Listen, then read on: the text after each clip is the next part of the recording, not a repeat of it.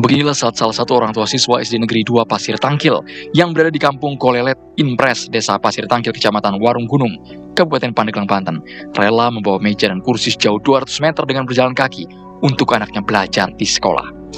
Hal tersebut dia lakukan karena kepala sekolah menegur melalui pesan singkat bahwa meja dan... Viral orang tua diminta ganti kursi sekolah rusak, potret buram dunia pendidikan di Lebak.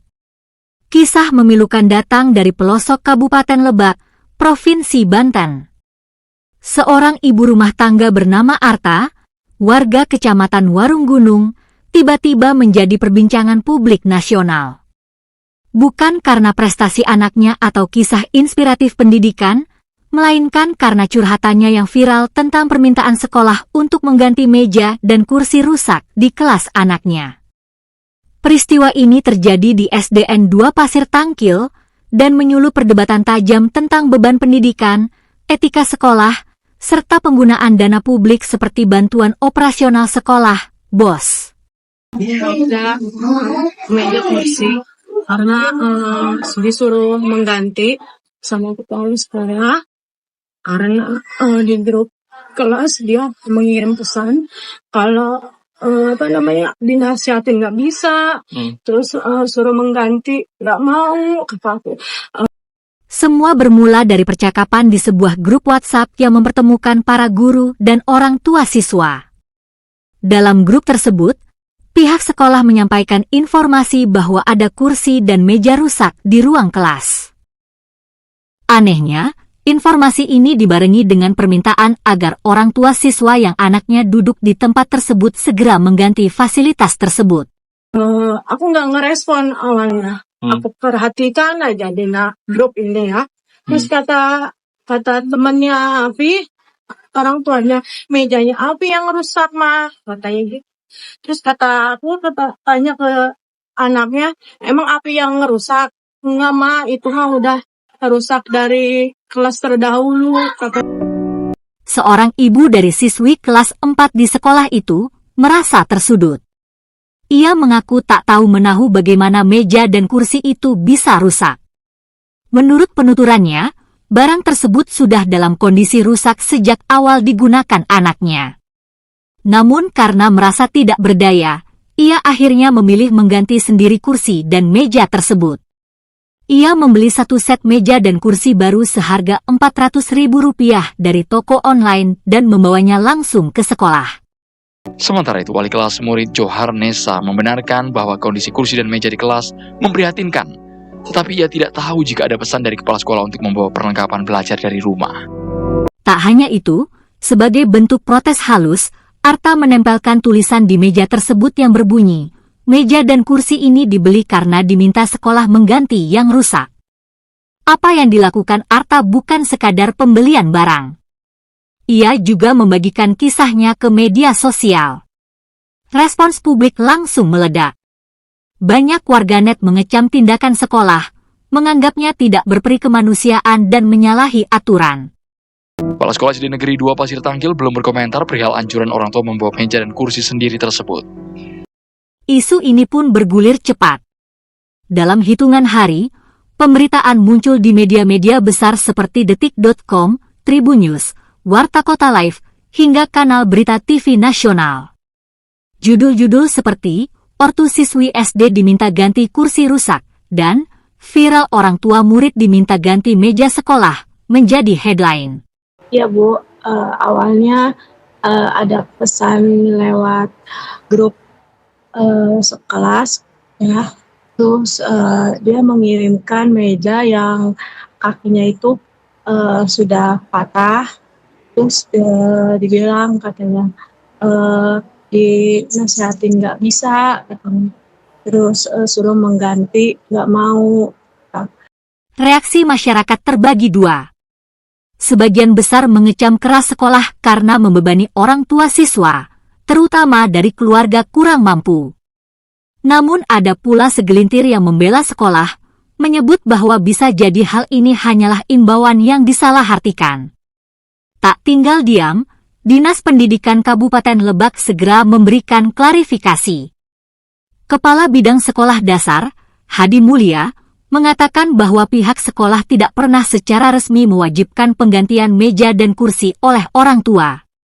Ia menyebut ini sebagai bentuk kesalahpahaman komunikasi. Awalnya saya nggak ngerespon karena saya perhatiin dulu.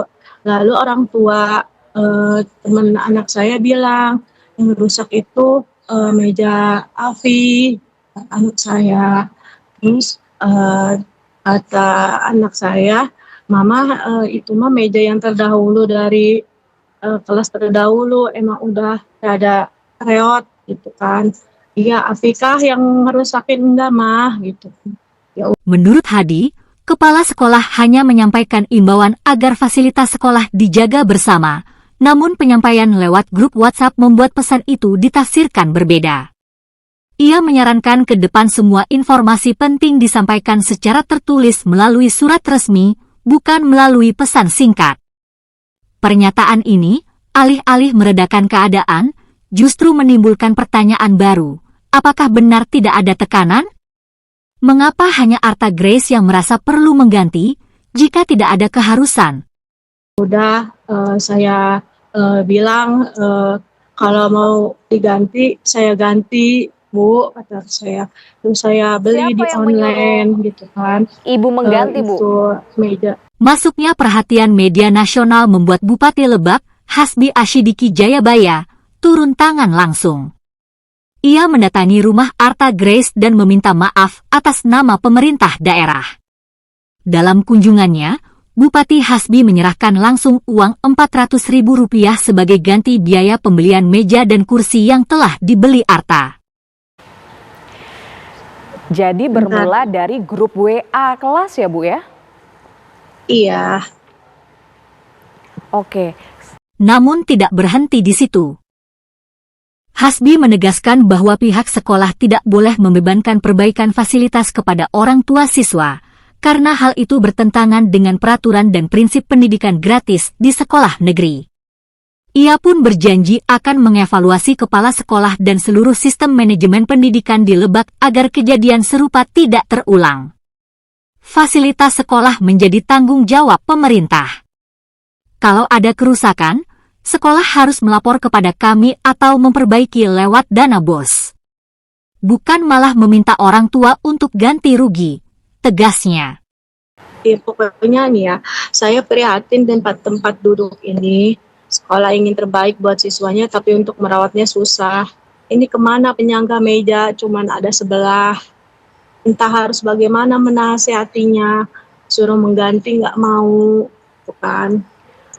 Kejadian di SDN 2 Pasir Tangkil hanyalah puncak gunung es dari permasalahan pendidikan di daerah. Banyak sekolah di pedalaman atau daerah kabupaten yang menghadapi masalah serius, ruang kelas rusak, kekurangan guru, keterbatasan alat belajar, hingga minimnya pengawasan terhadap penggunaan dana BOS. Padahal, pendidikan dasar seharusnya menjadi hak setiap anak bangsa, tanpa diskriminasi atau beban tambahan. Ketika meja dan kursi rusak pun dibebankan kepada orang tua, muncul pertanyaan besar, kemana anggaran pendidikan yang seharusnya disalurkan ke sekolah? Menurut pengamat pendidikan, kasus seperti ini menandakan lemahnya sistem pengawasan dan rendahnya kepedulian pemerintah terhadap fasilitas pendidikan di level akar rumput. Ibu membeli meja dan kursi itu satu pasang harganya sampai berapa, Bu? Sampai 400.000, tapi alhamdulillah, masya Allah, tabarakallah, Ibu Bupati Lebak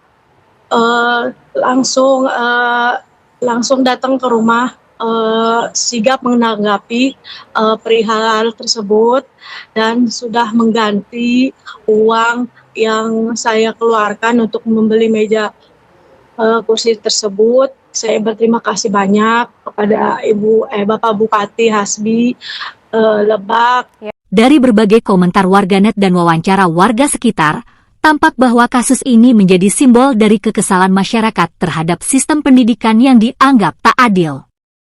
Banyak orang tua siswa yang sebenarnya takut berbicara karena khawatir anaknya dikucilkan di sekolah.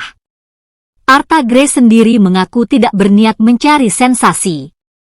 Ia hanya ingin menyuarakan keprihatinannya agar tidak ada lagi orang tua siswa lain yang mengalami hal serupa.